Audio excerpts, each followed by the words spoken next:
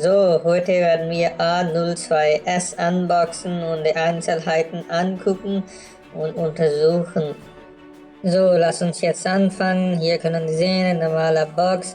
Samsung spart Geld beim A-Serien und S-Boxen von S-Serien sind ein bisschen mehr schon, aber Boxen von A-Serien sind also einfach normale Boxen, also nicht so schön als S-Serien.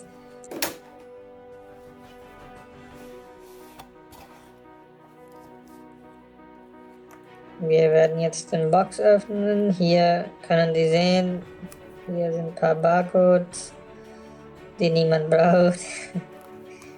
Und hier sollte die Anleitungen drin sein, die sowieso keiner lesen wird. Gucken, was da drin sind. Ja, Anleitungen.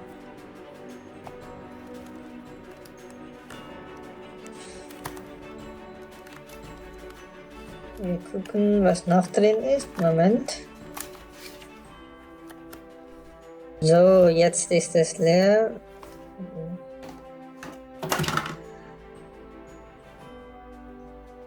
Jetzt gucken wir das Handy an ein bisschen. Ein Handy mit 3 Kameras. Wir gucken das ein bisschen später an. Wir gucken jetzt, was in dem Box drin ist.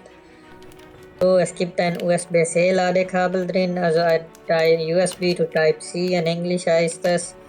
Und dann es gibt ein Ladegerät von 15 Watt. Das Gerät hat einen Akku von 5000 mAh. So, ich glaube, sie werden schaffen, in bis zu 45 Minuten ihre Handy vollzuladen. Und da sind noch die Kopfhörer sind noch drin, die können Sie sehen, und ein Pin für das SIM-Kartenfach zu öffnen ist auch drin. Wir werden das später benutzen. So, jetzt gucken wir mal das Handy an. So, lassen Sie mich das kurz öffnen. Ups. So.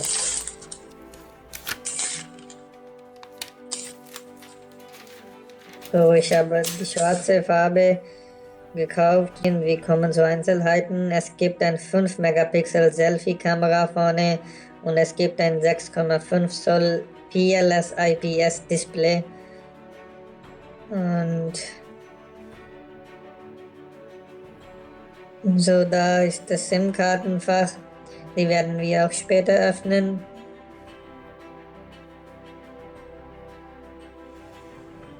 Wir kommen jetzt zu der Kamera. Also es gibt 3 Kameras, Depth-Kamera von 2 Megapixel, Hauptkamera 13 Megapixel und eine Makrokamera von 2 Megapixel. So, wir gehen weiter. So, das Handy hat ein kunststoffiges Rücken, aber das ist nicht schlecht, das sieht schon aus.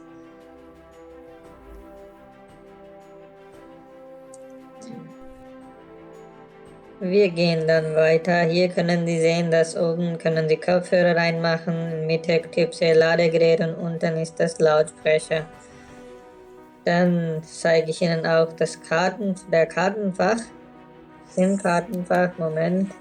Also hier können Sie sehen, dass Sie können 2 SIM-Karten reinmachen und eine Speicherkarte.